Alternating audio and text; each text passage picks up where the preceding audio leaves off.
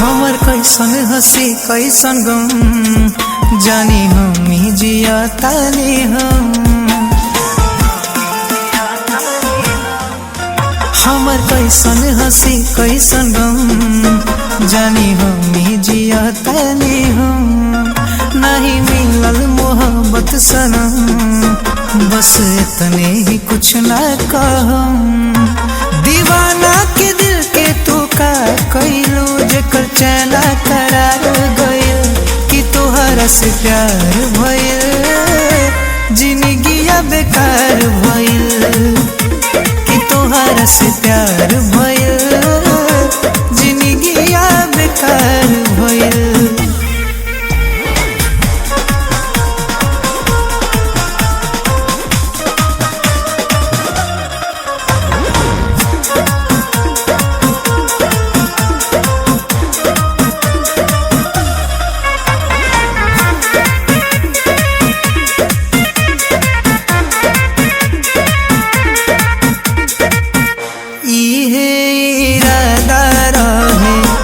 गली में ना आई तू नहीं तो के देखती बोलती नहीं शरम आई तू।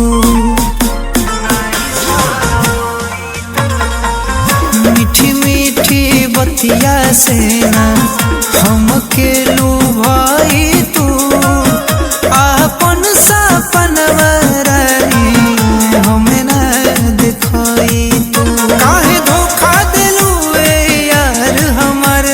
सही कारोबार भइल कि तोहरा से प्यार भइल जिंदगिया बेकार भइल कि तोहरा से प्यार भइल जिंदगिया बेकार भइल।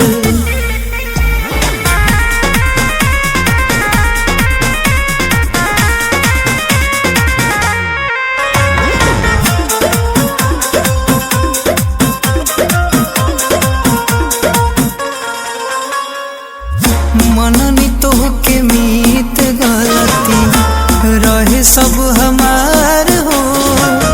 रोई रोई तड़पे दिलवा करेला गुहार हो।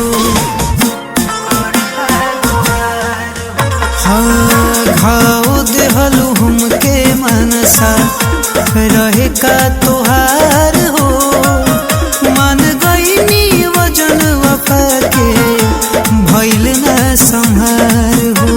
अब ये बयान तीन बार जन नहीं सपरी हाथ धइल कि तोहरा से प्यार